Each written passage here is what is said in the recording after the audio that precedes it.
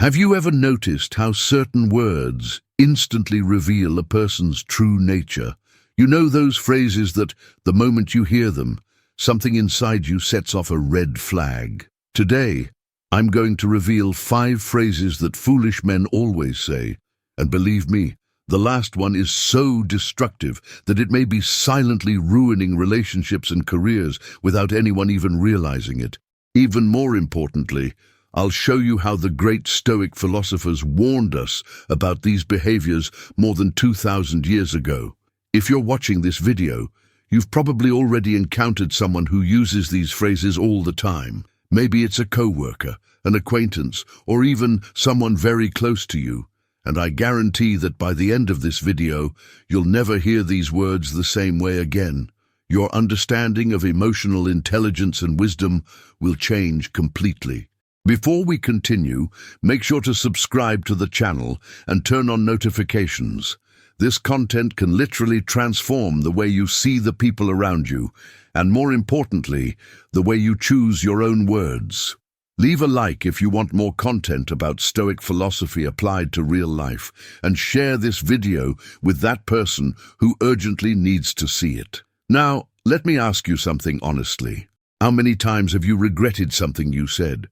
How many times did your words create problems that could have been avoided? The Stoics believed that language is not just a communication tool. It is a direct reflection of our soul, our character, and our intelligence. Marcus Aurelius, the philosopher-emperor, wrote in his Meditations that we must carefully examine our thoughts before turning them into words, because once spoken, they take on a life of their own and lead to unpredictable consequences. Epictetus, another great Stoic teacher, went even further. He taught that true wisdom begins with silence, the ability to listen more and speak less. But it's not just about speaking less. It's about speaking with quality, with purpose, with awareness. And that's exactly what foolish men fail to do. They open their mouths and let phrases slip out that completely expose who they really are. Let's start with the first phrase, and get ready because you've definitely heard this before. The first phrase foolish men always say is, "That's just the way I am. If you don't like it, that's your problem." That's it.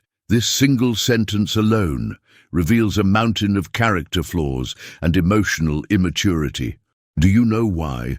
Because it shows a total inability to self-reflect and grow. Seneca, the great Stoic philosopher, spent years studying human character development. And do you know what he discovered? Truly wise people are constantly evolving, always questioning their behavior, always willing to improve. He wrote that only fools believe they've already reached perfection and no longer need to change. When someone says, "That's just the way I am," they're basically announcing to the world that they've given up on personal growth. They're saying they have no interest in becoming a better version of themselves. Worse still, they shift responsibility for the problems they cause onto others. It's as if they're saying, "I'm not going to fix my flaws, so you'd better learn to live with them." That's not strength of character. That's emotional laziness disguised as authenticity. The Stoics teach us that virtue lies in the journey, not the destination. No one is born perfect, and no one should believe they already are. Marcus Aurelius was literally the most powerful man in the known world at the time. He commanded armies and ruled an empire. Yet every night he wrote in his personal journal, reflecting on his mistakes and thinking about how he could be a better person the next day. If the Emperor of Rome had the humility to recognize his flaws and work on them, who are we to claim we don't need to change? The second devastating phrase foolish men always say is, "It's not my fault. You just misunderstood me." This phrase is especially dangerous because it disguises irresponsibility as a communication problem on the other person's part. It's manipulation in its most subtle and cowardly form. Epictetus taught that a man of character takes full responsibility for his actions and his words. It doesn't matter how others interpret them. What matters is the intention and care we put into our communication. When someone constantly blames others for misunderstanding, They reveal an inability to communicate clearly and, even worse, a refusal to admit their own mistakes. Think about it. If every time you speak people misunderstand you, who really has the communication problem? Stoic wisdom reminds us to look inward before pointing fingers at others. As Marcus Aurelius said, examine your own faults with the same severity you use to judge the faults of others. The third phrase that stupid men always say is perhaps the most revealing one so far. I know everything about this. I don't need to learn anything else. Just when you hear those words come out of someone's mouth, you can be absolutely certain you're dealing with a deeply ignorant person. And do you know why? Because the more someone truly knows about a subject, the more they realize how much there is still left to learn. Socrates, who deeply influenced Stoic philosophy, had a quote that became immortal. I know that I know nothing. This wasn't false humility. It was pure wisdom. He understood that human knowledge is just a drop in the ocean of existence, and that claiming to know everything about anything isn't just arrogance, but a complete disconnect from reality. The Stoic philosophers took this idea even further. They believed that the pursuit of knowledge should be a lifelong journey. Seneca wrote letters to his students until the very last days of his life, always learning, always questioning, always evolving. Even after decades of study and reflection, he never had the arrogance to claim he already knew everything. When a man says he knows everything about a certain topic, he's closing the door to new perspectives, new lessons, and personal growth. He's essentially saying his mind is closed, that he doesn't accept challenges to his beliefs, and doesn't want to be confronted with different ideas. And that, my friend, is intellectual death. It's choosing stagnation over evolution. Think about the smartest people you know. Think about great scientists, great thinkers, true masters in any field. They all share one thing in common: intellectual humility. They know there's always more to learn, always a new perspective to consider, always room to question even their own certainties. Here's a simple test for you.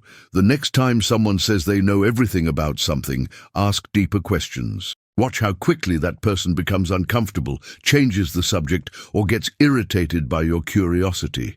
True wisdom shows up in the ability to say, I don't know, or I've never thought about it that way. Stupidity reveals itself in the need to always be right. Now let's move on to the fourth phrase, and this one is especially toxic in relationships, whether personal or professional. You're overreacting. It's not a big deal. This phrase is a brutal form of emotional invalidation. It tells someone their feelings don't matter, that their perception of reality is wrong, that they're weak or too sensitive. The Stoics taught the importance of recognizing and respecting each person's inner experience. Marcus Aurelius wrote extensively about how every individual lives in their own internal universe, shaped by their experiences, values, and life story. Dismissing someone's feelings as an overreaction is emotional arrogance, and it reveals a complete lack of empathy and social intelligence. Epictetus taught that it's not events themselves that disturb people, but the interpretation they give those events. So if something deeply bothers someone, that discomfort is real and valid to them, regardless of how you see the situation. A truly wise man understands that reality is subjective in many ways, and that minimizing someone else's experience is cruelty disguised as rationality. When someone says you're overreacting, they're doing two terrible things at once. First, they place themselves as the ultimate judge of what does or doesn't matter, as if their perspective were the only valid one. Second, they destroy trust and emotional openness, teaching the other person that expressing feelings only leads to being dismissed and diminished. How many relationships have been destroyed by this phrase? How many friendships ended because someone never felt heard or validated? How many opportunities for genuine connection were lost because someone chose to minimize another person's feelings instead of simply listening with empathy? Stoic wisdom teaches us that compassion and understanding are signs of strength, not weakness. Marcus Aurelius constantly reminded himself to be patient with the flaws of others, just as we are patient with our own. Validating someone's feelings doesn't mean you have to agree with everything. It simply means you respect their humanity. If you're enjoying this content and realizing how much these phrases reveal about a person's character, hit the like button now. It helps the algorithm get this video to more people who desperately need to understand these ideas. And tell me in the comments, which of these phrases do you hear most often? Which one bothers you the most? Now get ready, because we're about to reach the fifth and most devastating of all the phrases. But before that, you need to understand something fundamental about what we're discussing here. We're not talking about random words. We're talking about behavior patterns that reveal a person's true essence. The Stoics always emphasize that someone's character is revealed not by who they claim to be, but by the actions and words they choose in everyday life. The fifth phrase, the most dangerous of all, is this: I don't need to change anything. Other people just need to accept me the way I am. That's it. If you ever hear this, know that you're dealing with someone who has reached the peak of emotional and social stupidity. This sentence sums up everything we've discussed so far and adds even deeper layers of problems. Let's break this down through Stoic wisdom. Seneca spent years studying what he called moral progress. For him, human life was a constant journey of self-improvement. He wrote that we should examine ourselves every day, question our behavior, identify our mistakes, and actively work to correct them. A person who says they don't need to change anything is essentially declaring that they've abandoned this journey. They've decided they're finished, complete, perfect, just the way they are. And that, my friend, is the death of personal growth. But the most insidious part of this phrase lies in the second half. Other people need to accept me. Do you see the manipulation? This person is turning their own flaws into someone else's problem. They're demanding that the entire world adapt to them, instead of developing the flexibility and maturity needed to live harmoniously with others. It's as if they're saying, I'm the center of the universe, and everyone else should revolve around me. Marcus Aurelius, even as an emperor with absolute power over millions, never had this kind of arrogance. He constantly reminded himself that he was part of something greater, part of humanity, with social and moral responsibilities. He wrote, "What is not good for the hive is not good for the bee." In other words, we can't live thinking only about ourselves while completely ignoring the impact we have on others. Think about this for a moment. If everyone adopted the attitude of, I won't change anything, deal with it, what would society look like? Absolute chaos. Everyone would do exactly what they wanted, without considering anyone else's feelings, needs, or boundaries. Relationships would be impossible. Teamwork would collapse. Social coexistence would become unbearable. The Stoics taught the concept of cosmopolitanism, the idea that we are all citizens of the world, interconnected and interdependent. Epictetus said, we are born to cooperate, like feet, like hands, like eyelids. When someone refuses to change anything about themselves and demands unconditional acceptance, they are breaking the most basic social contract that makes civilization possible. Now, it's important to make one distinction here. There's a massive difference between healthy self-acceptance and a toxic refusal to evolve. Healthy self-acceptance means recognizing your traits, your quirks, your history, and making peace with who you are.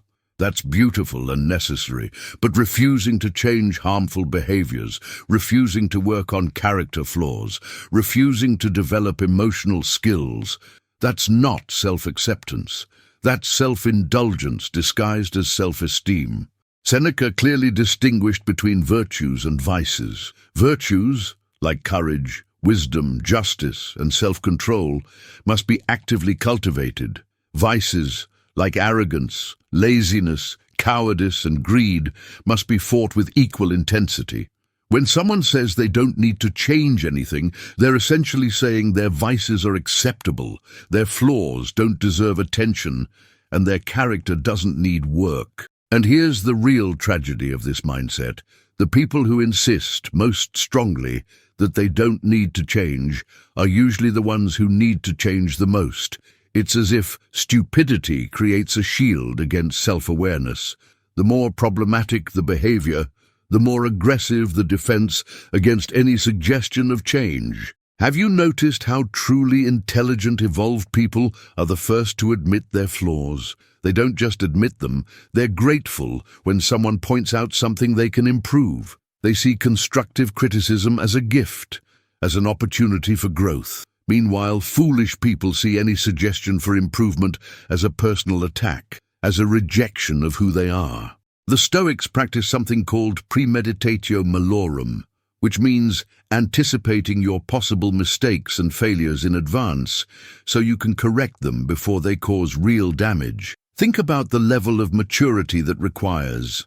Now compare that to someone who not only refuses to anticipate their mistakes, but doesn't even acknowledge them after they happen. Marcus Aurelius wrote something powerful. If someone can show me that I am wrong, I will gladly change.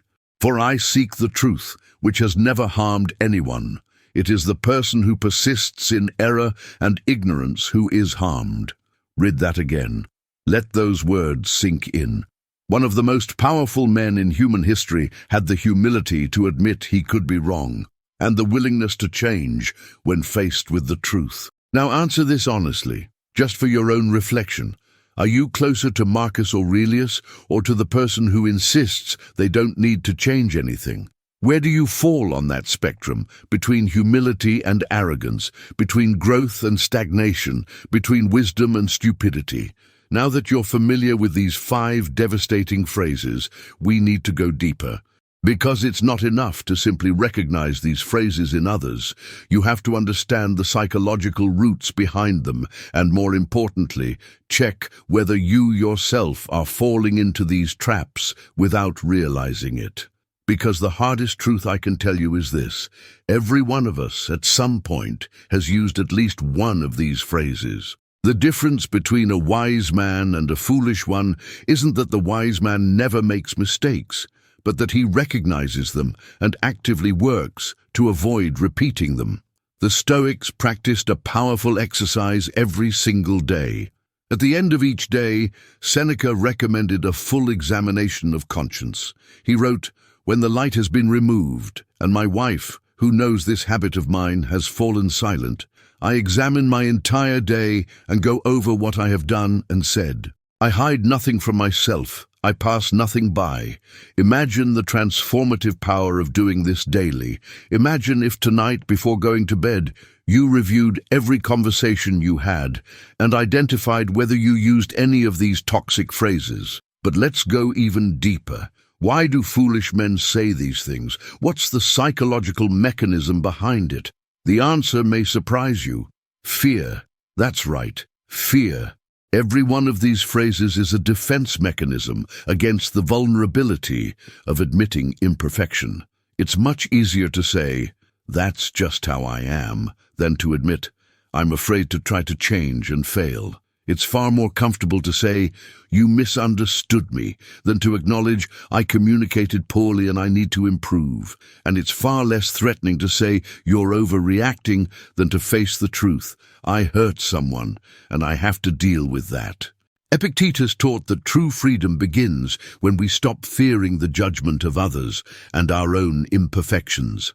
He argued that as long as you're trying to maintain a perfect image of yourself, you are a slave to that image. But the moment you accept that you're imperfect and still in the process of growth, you become free.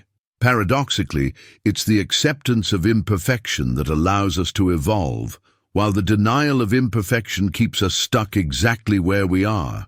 Now think about the most admirable people you know, those who genuinely make a positive impact on the world. What do they have in common? Authentic humility, a willingness to learn, the ability to admit mistakes, openness to change. These people don't go around insisting they're perfect or that they don't need to improve. On the contrary, they constantly question themselves, seek feedback, and work on their weaknesses. Marcus Aurelius practiced a fascinating mental exercise. He imagined himself from above, from a cosmic perspective, seeing how small his problems and worries were in the grand scheme of things. But he didn't do this to diminish the importance of his actions. He did it to gain perspective, to not take himself too seriously, and to remember that humility is the foundation of all wisdom. Here's the problem with men who constantly rely on these 5 phrases. They've completely lost perspective. They place themselves at the center of the universe, and everything revolves around protecting their ego. It doesn't matter who gets hurt, how many relationships are damaged, or how many opportunities are lost. What matters is preserving the illusion that they're always right, always in control, always above the need to change. And here's a brutal truth. The more someone insists on these phrases, the more fragile their ego really is. A truly strong ego doesn't need such rigid defenses. A healthy ego can say, "I was wrong," without falling apart. It can hear, "You need to improve here," without collapsing. It can admit, "I don't know," without feeling diminished. Real strength lies in flexibility, not rigidity. The Stoics taught the concept of amor fati, love of fate, total acceptance of everything that happens. But this acceptance isn't passivity. It's the ability to look at reality as it is, including your own flaws, without distortion, denial, or defensive mechanisms. It's seeing the raw truth and still having the courage to act and improve what can be improved. So how do you avoid becoming the kind of man who repeats these phrases? First, develop the habit of ruthless self-awareness. Observe your words as if you were a scientist studying a subject. When you catch yourself saying something defensive, pause and ask, "Why am I saying this? Am I protecting my ego, or am I searching for the truth?" Second, cultivate intellectual humility. Remind yourself daily that you don't know everything, that your perceptions can be wrong, and that other people may hold valuable perspectives you've never considered. Seneca said, "We should remain students until the last day of our lives." No matter how old you are, how successful you've become, or how much knowledge you've accumulated, there is always more to learn. Third, practice emotional validation. When someone shares their feelings with you, even if you don't fully understand or agree, resist the urge to minimize them. Just listen. Just acknowledge. You can say something as simple as, "I can see this really matters to you," or "I understand that this affected you deeply." You don't have to agree with everything, but you do have to respect another person's experience. Fourth, embrace change as a natural part of life. The Stoics were fascinated by the idea that everything is in constant motion. Heraclitus, who deeply influenced Stoic thought, famously said that you can never step into the same river twice. Everything changes, including you. And that's not a threat, it's an opportunity. Every day is a chance to become a better version of who you were yesterday. Do you know what the cruelest irony of all this is? The people who most need to watch this video are exactly the ones who will click away before the end, or who will watch it and think, "He's talking about other people, not me." That's the paradox of stupidity. It creates armor against self-awareness. It's as if the more help you need, the less capable you become of recognizing that you need it. Marcus Aurelius faced this dilemma constantly. As emperor, he was surrounded by people who never challenged him, who agreed with everything he said, who continuously fed his ego. He knew that kind of environment was dangerous for character development. That's why he wrote his meditations. That's why he surrounded himself with philosophers who weren't afraid to disagree with him. That's why he constantly reminded himself of his own mortality and fallibility. Now, I want you to do something difficult. I want you to pause for a moment and ask yourself, with brutal honesty, do I use any of these phrases? Do I have these behavioral patterns? And pay close attention to your internal reaction to that question. If your first response is, "No, I never do that. This is about other people," then you need to look even deeper, because immediate denial is one of the strongest signs that something needs to be examined. Seneca had a friend named Lucilius, to whom he wrote letters constantly. And one of the most beautiful things about those letters is that Seneca never positioned himself above Lucilius. He always used we instead of you. He said, "We're working on this together," rather than "you need to work on this." He understood that all of us are on the same journey of growth, at different stages, but facing the same fundamental challenges. So I'm not standing here judging you from above. I'm sharing these reflections because I've used these phrases myself. I've been the guy who said, "That's just how I am." I've invalidated other people's feelings. I've refused to admit mistakes. And do you know what changed me? The day I stopped defending myself and started observing myself. The moment when the pain of staying the same became greater than the fear of changing. The Stoics talked about a concept called prosoche, which means vigilant attention. It's the practice of staying aware of your thoughts, words, and actions. It's developing that internal observer, the part of you that can step back, recognize patterns, and warn you when you're about to fall into the same traps again.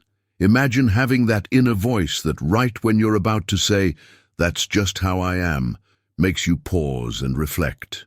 That helps you realize you're using a defense instead of being authentic. That gives you the chance to choose a different response, one that's more mature, more conscious. That's the difference between living on autopilot and living with intention. Epictetus taught his students to practice what he called reservation with assent. It means you don't automatically accept every thought that enters your mind or every impulse to speak. You examine it, you question it, you consciously decide whether that thought or statement truly reflects your deepest values. It's about creating space between stimulus and response, and in that space lies your freedom. So how do you develop this in practice? How do you break the cycle of repeating these self-sabotaging phrases and enter a cycle of real growth? First, you need to build what I call awareness triggers. These are moments or signals that force you to stop and pay attention. For example, anytime you feel that defensive tension rising during a conversation, that's your trigger. Pause, breathe. Ask yourself, why am I defending myself? What am I trying to protect? Second, practice what the Stoics called the view from above. When you're in a tense situation, an argument, a conflict, imagine you're watching the scene from the outside, like a camera recording it. What would you see? How would you describe your behavior to someone else? That external perspective often reveals things our internal perspective distorts or hides. Third, seek honest feedback from people you trust. But here's the key. When you receive that feedback, do not defend yourself. Not a single word of defense. Just say thank you, reflect on it, and decide what to do with the information.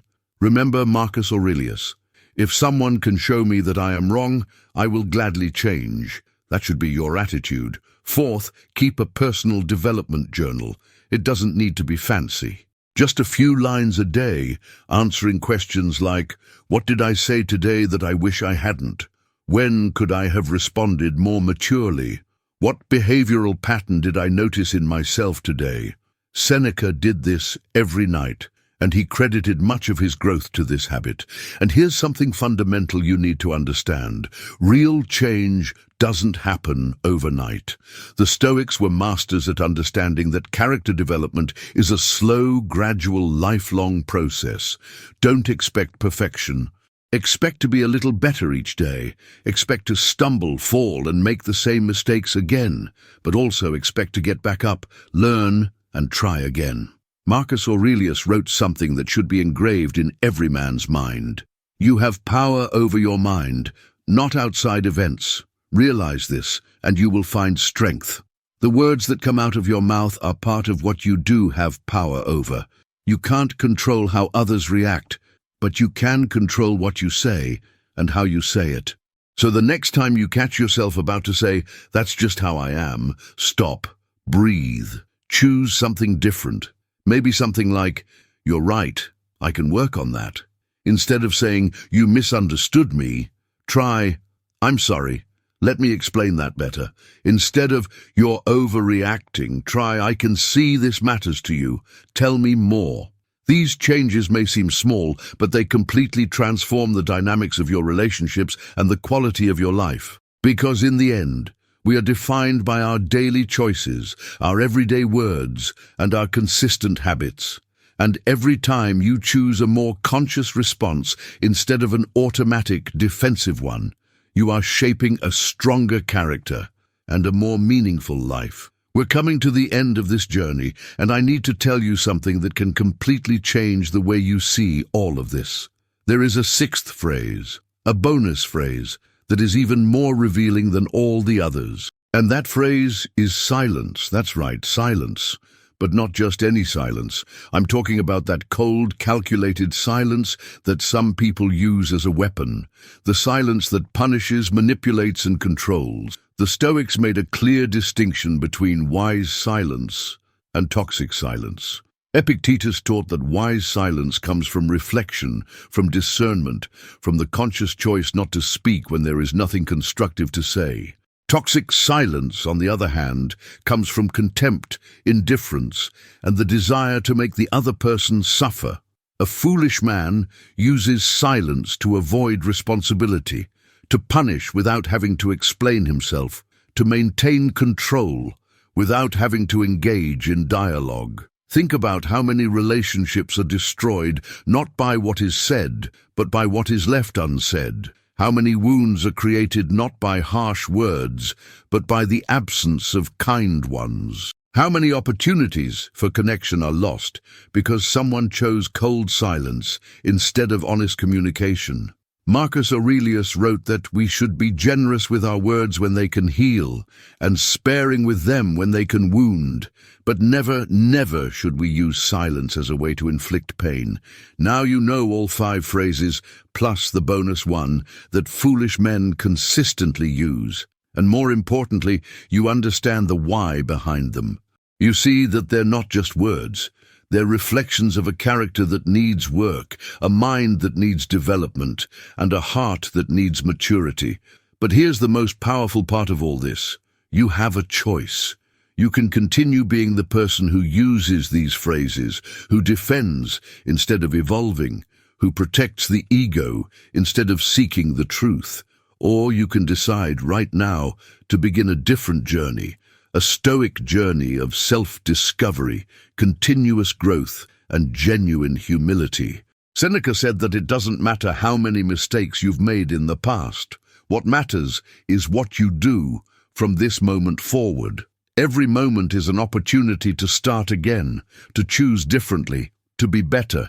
You don't need to carry the weight of every time you use these phrases. You only need the courage to recognize that they no longer serve you, and the commitment to change them. And do you know what's most incredible about this journey?